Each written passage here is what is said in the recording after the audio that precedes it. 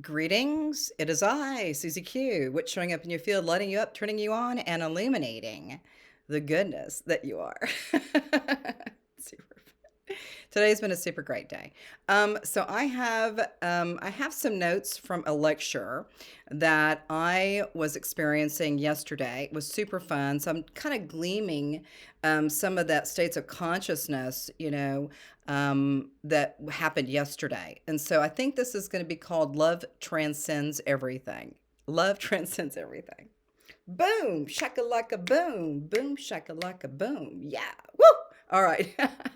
So when we look at that, I've got my notes over here. Love transcends everything. We have some different points of awareness or of simply just kind of noticing what we're noticing about some of these things that we're going to talk about today. So the first one is, what soul commitments do you recognize in this lifetime? Or soul commitment something that you resonate with, or is it something that may be more etheric that you're not able to really gain any insights? But for those folks that are really sitting with that beautiful sense of that quantum field, is that sometimes we do have some soul commitments. I'm like thinking, to be honest, it's like a lot of those commitments I think have been met. I'm going to say from my own juicy self, Susie Q here, that I do believe that some of my soul commitments have been complete. So now it's kind of like I'm like, free and wild, right? I could be free and wild and do whatever else that's coming through for this beautiful consciousness. The next one with love transcends everything is I am presence. I am present and I remember. So for a lot of folks that came here as beautiful little sparkling dazzling lights, coming in from the higher realms, coming into the planetary school, is that we have opportunities to kind of remember some of the experiences that we've had in many lives. And so when you look at that, I remember what my purpose was. I remember what my lessons were. And so a lot of times once we get here, we're like fresh, we're like come right out of the womb and we're like, oh, there's a baby, right? And then all of a sudden everything starts shifting. We don't remember why we came here. What was our purpose? And so I think for a lot of people now that they're really noticing what their lessons are or their purpose, they're remembering why they chose to come here. And I'm guessing because it's been a pretty epic kind of eon or two or three where the energies have been so profound that the right people have been coming in, or the right spirits or lights have been coming in to be part of this beautiful event that we call Earth or call this planet, right? So there's a lot of things there, and I think a lot of people are kind of waking up to that. That I guess that I'm here to be of assistance in some way, right? All right, so the next one is touched by an angel. So for each one of you, have you ever been touched by an angel? Have you ever experienced that angelic quality that's so beautiful and amazing and awesome? Have you ever experienced that? Have you ever heard a little bit of, kind of that toning in the ear, or maybe like I always say, like I've got feathers on me. So sometimes when I'm doing these videos, I get feathers, on my face, and then I try not to like touch it, right? But then we have these opportunities to feel that energy of the angelic realm. And I think a lot of us are kind of like tuning into that vibe. And even today, I had a great session or a great appointment with a person to set up a QHHT session. And this person's 23 years old and is ready to do something different. And so I like it when people come in and are just curious and really, loving the work of Dolores Cannon. All these things are so very pure, powerful. We look at the angelic realm, we could just say, maybe I'm an angel. Maybe you're an angel. Maybe we've all been angels and maybe we come in a different form, right?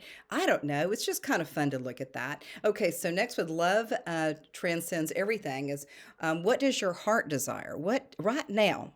Right now, people, wake up, people. What does your heart desire right now? What does your heart desire right now? Now, this is a great, kind of feeling tone or bandwidth of frequencies. So, for my own juicy self, I would have to say that with that, what does my heart desire is it really means I want to desire to have more appointments with people. I want to have more connections with others that are ready to receive more insights, or maybe I'm ready to receive their insights. It kind of goes in both directions, right? Is that I'm really, my heart desires more connection with more beautiful souls that are finally ready to say, yes, I'm ready to go deeper, dive deeper, or fly higher. I'm ready to soar. I'm ready, to just take off and just experience life in a new and more enriching way, and seeing that serendipity and seeing that harmonization of everything, that once I find what I'm really desiring, I'm noticing that it's already here. It's already present. It's already evident that I'm already living that. So, and even I've had several conversations with people to do the Akashic Records and the QHHT. I don't know how they found me, but I'm loving it because it's so fascinating how the synchronicities kind of keep showing up like little breadcrumbs along a path. And then it's like, okay, now I found the right person, or the right person has found me, or whatever that means, right? And it's happened for me over the years. So this is really, really wonderful. What does my heart desire? To do more of this work. Okay. The next one is with Love Transcends, these ideas about emotional release. And so a lot of times right now with the energies that are so big, man, there's like big bandwidths of energies. I remember back when I was doing more of the Akashic Records back in Texas, is that I would kind of visualize these vortexes or these portals of energy that were under the ocean. It was under the ocean. And I would kind of tap my fingers into it a little bit to feel the vibe. And then sometimes I would graze, this would be kind of in a different higher realm, but I would maybe put my feet or my legs across that and feeling that infinite nature. And so a lot of us with this idea with the emotional release is that we have opportunities to really look at the vortexes or the portals or these different bands width of energies, is to just kind of tap into it a little bit and just let things go. So funny. I was at church, on Sunday, and the reverend just said, just say, stop it. If you're like continually going over the emotional states from when you were, eons ago, or maybe yesterday, you don't need to keep talking about that stuff. Okay. Because even the more that you talk about it and the more that you kind of get it going and get it going, and then all of a sudden, whatever happened is you're adding more stuff to it. It's like a recipe. You've already done it. It's already tastes good. Now you're throwing other junk on it. And now it's kind of moldy and, and it's not good anymore. Right. But then when we start looking at that emotional, that releases, we look at how about now might you discover or uncover something wonderful, like a whole new portal that does not reside with emotional release. It resides with happiness, with joy, with freedom, and power, and courageousness, right? We can just set that aside, set the other, that release, that release of emotions, we can just release it and say, thank you, go to the light. So it's already been done, it's cleared, it is gone. And people are like, Susie, I've been in therapy for years. I've written books about it. I've written songs about it. I've played music about it. And I'm still working with my emotions that are creepy. We don't want that anymore. So when we start working at that emotional release, we start saying, that is gone. It is complete. There'll be no bookends. There'll be no story. There'll be no more conversation about it. It is already freaking. It's over, right? So that is when we start looking at life in a different way, that we don't have to keep telling the same stories. It's kind of like the Akashic Records. If you've already had a record and then you keep talking about it over and over and over and over again, then you just create a whole nother glob of goo, right? And it's not helping you. So with this idea of bringing in new portals or new vortexes, right, is that you start owning it. You own your ability to access what you are seeking now, with the idea of emotional release, and also that love transcends everything, is you start naming your vortex or your portal or your insight or your guides.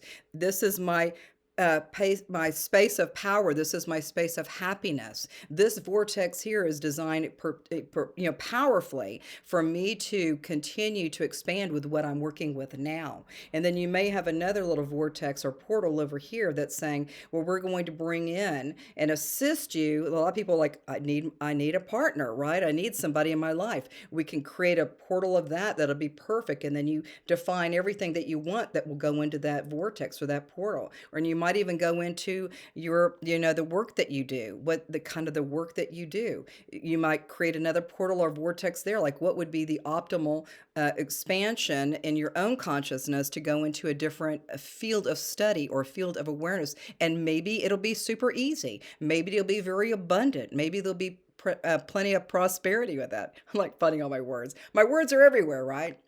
And then you can also look at creating another vortex or a possibility or a portal that's really addressing your body. A lot of people here, we've been here for a while. We've been here for a while. We got a lot of history in this body. My body is filled with history and all kinds of silly stuff, but now I just see myself just continuing to rejuvenate. I feel like I'm going younger in a way, noticing that I'm not really facing all of that emotional release. I don't need to do it anymore. And so when we kind of release that emotional trend or that emotional thread, just clear it out. Just let it go. If you think you're going to start saying it, just say stop. Stop is a powerful word. Stop. We're not going to say the same story again, ever. Right? And so that would be really powerful. The next one is personal creativity. So as we're moving into love transcends everything, is that we have personal creativity. And what would that look like for you? What would you do with that? How would it be known? And how do you know that you're even creative? Maybe you're not creative, but now all of a sudden you're creative. How powerful would that be? So when we look at personal creativity, we look at that the inner knowing or the inner wisdom that something is conspiring within our beautiful breath of life, our beautiful divinity, is that we're starting to get insights that are like super groovy and super fun. And that personal creativity could be anything. So over here, I'm like juicing, like, every day. I love juicing. I love vegetables. I love walking down the street. I love walking to the Papago Buttes. I love music. I love to have fun. I love to do my sessions, QHHT and Akashic Records.